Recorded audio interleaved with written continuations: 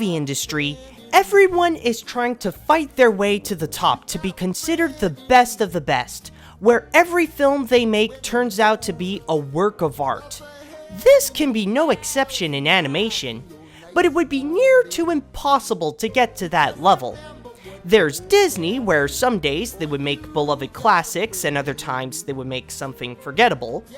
There's DreamWorks Animation, where because they release 2 or 3 films a year, it's always an annual hit and miss for them. And the rest, well, let's just say we'll never see them be on top anytime soon. But there is one studio that is considered to be the best of the industry. An animation studio that is capable of making a constant line of animated films that are not just good or memorable, but some of the best work that animation has to offer that will be remembered for many generations to come. A studio that everyone knows as Pixar Animation Studios. Now in this episode, I'm mostly going to take a look at the films they make. I'll probably look at the shorts as well, but it'll depend on the subject. Get ready, people, because Animation Lookback presents to you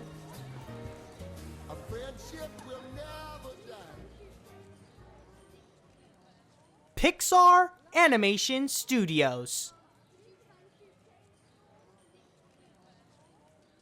Could somebody bring down the logo?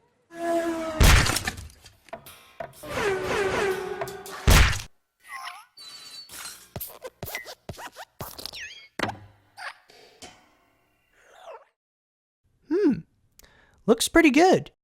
Now let's start with George Lucas. Yeah, I know, it sounds like I'm going way off subject here, but bear with me, people. Lucas wanted to make a new computer division down at Lucasfilms, and started off by hiring the head of the computer graphics lab at the New York Institute of Technology, Ed Catmull, in 1979, which right after, Catmull went to hire even more computer scientists for the division.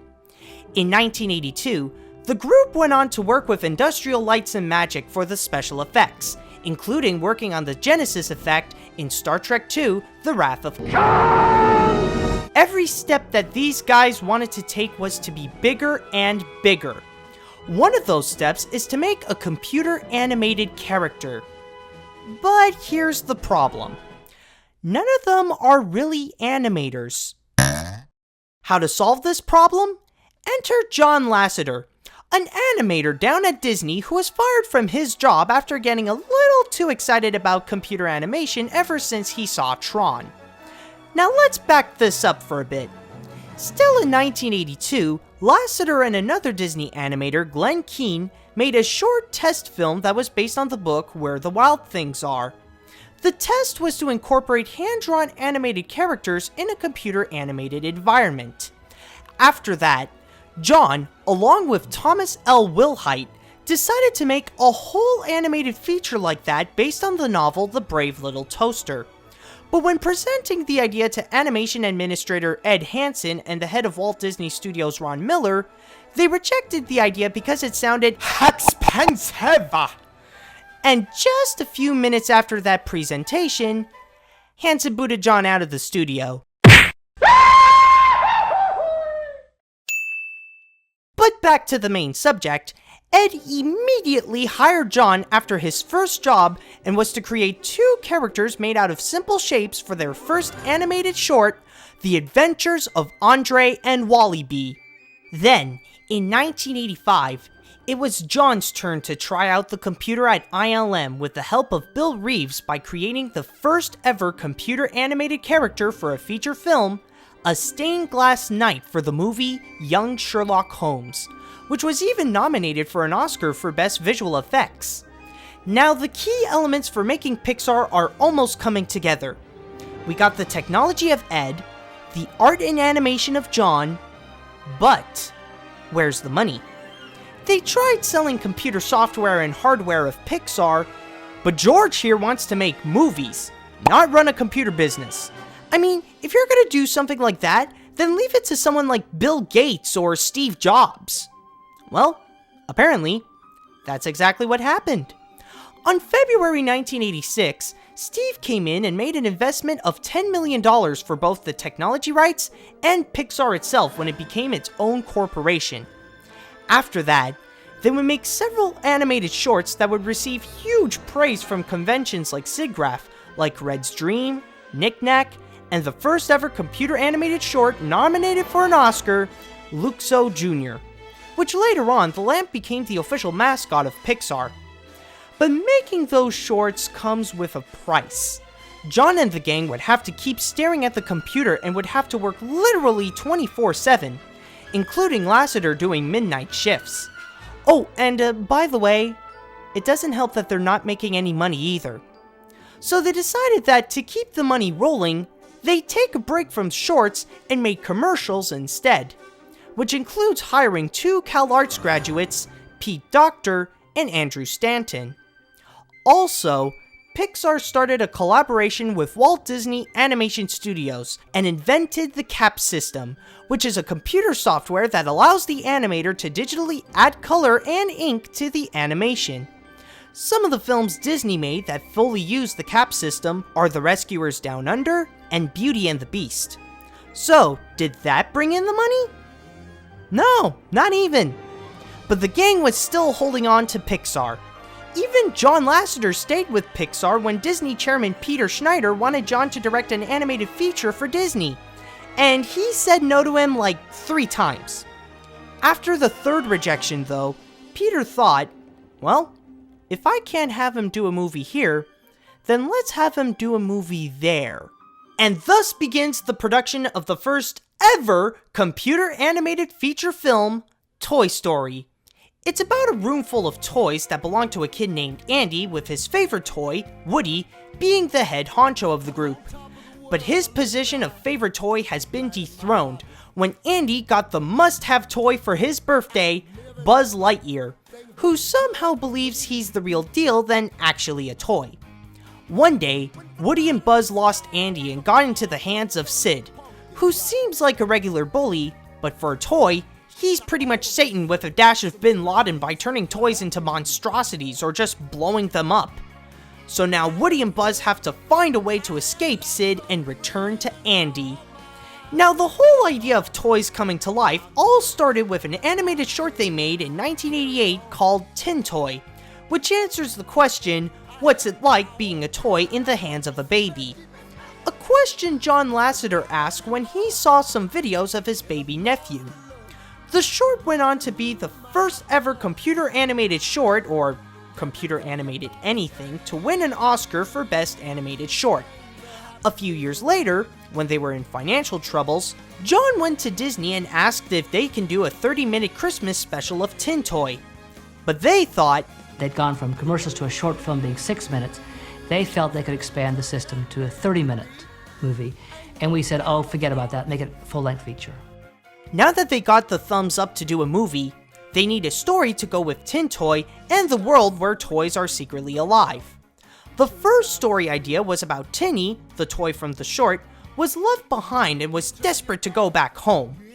On his way, he meets an old ventriloquist dummy and they both end up in a preschool where, When the kids get old, new ones come in. When they get old, new ones replace them. You'll never be outgrown or neglected, never abandoned or forgotten. No owners means no heartbreak. Yeah, that, but apparently, the people at Disney didn't really like the idea and asked for changes.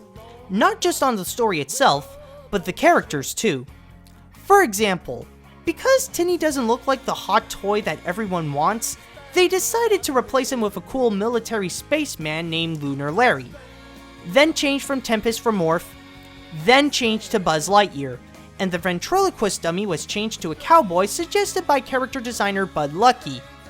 Seems legit. I mean, this is a good excuse to make a movie with a cowboy and a spaceman together. Unlike other films. What the hell?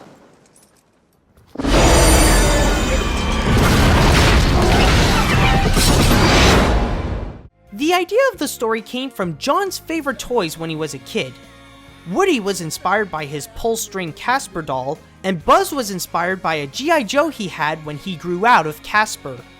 Speaking of G.I. Joe, He was supposed to be one of Sid's toys that gets blown up, but Hasbro didn't like the idea of having Joe blow, and Mattel didn't want them to use Barbie, who was supposed to be Woody's love interest, but then replaced by Bo Peep. After the movie was released though, Mattel did let them use Barbie for the sequels. For the voices, they thought about having Paul Newman as Woody and Jim Carrey as Buzz, to have a hidden message of how New Hollywood, Carrey, would replace Old Hollywood, Newman. Instead, for Woody, John only got one guy in mind, Tom Hanks. To convince him to be a part of the movie, they did an animation test with Woody with an audio clip from another Tom Hanks movie, Turner and Hooch. Oh, no, you're eating the car! Don't eat the car! Not the car! No, you stupid fuck! For Buzz, there were several actors that didn't want to do it, like Bill Murray and Billy Crystal. But after hearing that Chevy Chase didn't want to do it, Tim Allen leaped in and accepted the role. During the writing, Chairman of Walt Disney Studios Jeffrey Katzenberg would often keep poking at Pixar to make Toy Story to be more edgy, like, make it more for adults. But on November 19th, 1993, when the Pixar crew went to show Disney what they've done so far, oh god, it was epically bad. Many of the Disney heads considered it unwatchable, and they made Woody the biggest douchebag known to mankind. Trust me, just by watching a clip of him there just makes you want to punch him right in the face. I'm sorry, Woody, but I have to agree with them. I don't think what you did was right. What? Am I hearing correctly? You don't think I was right? Who said your job was to think, Spring Wiener? Well, I just thought that use you... this vast reserve of brain power to consider this for a moment. If it wasn't for me, Andy wouldn't pay any attention to you at all. In fact, my stretchy friend, you would have been hauled away to Goodwill a long time ago, so shut your mouth and get them off the bed. What an asshole! After the screening, Katzenberg asked president of Walt Disney Animation Studios Tom Schumacher why it was so bad. Well, Jeffrey, maybe if you would just shut your face for a while and let them do what they want, maybe it wouldn't have ended up so disastrous. Just a thought. It was so bad that Disney wanted to cancel the whole thing. But Pixar refused for that to happen and went back to do a full rewrite. Their way. About a few weeks later, Pixar went back to Disney to show the new version of Toy Story, and it was okay. Not great, but good enough for Disney to decide that they can continue the project. For the animation, since computers weren't really fast at the time, it took them 4 to 13 hours to make not 1 second, but just 1 frame, depending on the scene. By the way, did anyone notice that Buzz looks kinda like Lassiter? I mean, you could probably see it with the eyebrows, the cheekbones, or even that dimple on his chin. Do you guys see it? No? Oh, okay. Well, anyways, the first scene that they completed for the animation was the Green Army Men scene at the beginning. To understand their movements, the animators filmed themselves walking with a pair of sneakers nailed to a board, and somehow they get paid to do this. Although I would see that as a great motivational poster. When it was released on November 22nd, 1995, nobody would expect how huge of a success it would be. Every critic praised the film, saying that this film is as fun to watch as it is revolutionary. At the box office, they managed to earn around $192 million domestically and about $362 million worldwide, making it the highest grossing film of 1995. In terms of awards, it got 8 Annie Awards, including Best Animated Feature, and it got a Special Achievement Award from the Academy Awards, not to mention 3 Oscar nominations for Best Writing, Best Original Score, and Best Original Music for You Got a Friend in Me. In 2005, the United States National Film Registry selected Toy Story to be in preservation. In 2008, Disney made a live-action musical based on the movie that Lasseter came in to help which includes 6 original songs, along with You Got a Friend in Me, that can only be seen in the Disney Cruise Line's Disney Wonder. Later on, Toy Story would go on to be listed in numerous top 10 lists, like Time Magazine's 25 all-time best animated features, Empire's 500 greatest films of all time at number 99, the top 50 most influential visual effects films of all time, and even in both AFI's top 10 animated films and AFI's top 100 films of all time. But not everything came out extraordinary after Toy Story's release. There's still the factor of money. Now, you might be thinking, how do they still have money problems if Toy Story earned them $362 million? Well, the thing is, they didn't really earn all of it. The big problem is that a large majority of the profits and merchandising would go to Disney, leaving Pixar with its chump change. Steve Jobs knew that they couldn't let this happen to the company. So, Steve decided to make Pixar public. Now, what I mean from that is that Pixar decided to sell stock shares to the public, so pretty much anyone can buy it, in order to raise some capital. If you still don't understand what I mean, then sorry, but I'm on the same page as you. I talk about animated movies, I'm not an accountant. Anyways, a week after Toy Story's release, Pixar became the initial public offering of the year, which transformed Steve's $10 million investment into $132 million. Impressive, eh? In fact, it impressed Disney so much that they wanted to extend their contract, but Steve said they would do it only if they split the money they'll get 50-50, which Disney accepted. And that, ladies and gentlemen, is called a smart move. Now that the studio has a big name movie under its belt and got a good deal from Disney, they ask themselves the scariest question they could possibly think of. Now what? Yeah, they became a hit with Toy Story, but how would they make a second movie that can top that? What made their first movie so successful that they can also incorporate it to their second one? Can they make lightning strike twice, or are they just a one-hit wonder? These are the questions that haunted the studio when they started to make their second animated film, A Bug's Life. It's about a colony of ants who gathers food for both themselves and a swarm of grasshoppers, led by the maniacal Hopper. One day, one of the ants, named Flick, completely messes up the food supply, which pretty much ticks off, no pun intended, the grasshoppers. Hopper told them that if they don't have food for them by the time they come back, they're all dead. In a state of panic, Flick has to find some bigger bugs to make war with the grasshoppers, in which he does, but it turns out that they're a bunch of unlucky traveling circus insects. Now Flick, the circus bugs, and the rest of the ant colony have to prepare themselves to fight against the grasshoppers. The idea of the movie started out when Andrew Stanton and Joe Ranft thought about making a twist on Aesop's tale of the ant and the grasshopper. The idea seems good, since Disney thought about making an animated film about ants called Army Ants that never came to be. The first draft of the story was that the ants would gather food, then grasshoppers come in to take it, but then there were these circus bugs that wanted to cheat the ants out of their food. But then they decided to help out the ants at the end. Andrew didn't like this idea much because he felt that the circus bugs would be as unlikable as, well, Woody before the big rewrite. So they decided to switch the focus on a scout ant named Flick and remove the idea of the circus bugs cheating on the ants.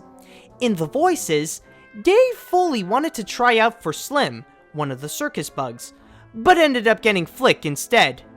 For Heimlich, nobody could make the crew laugh more than Joe Ranft when he does his voice.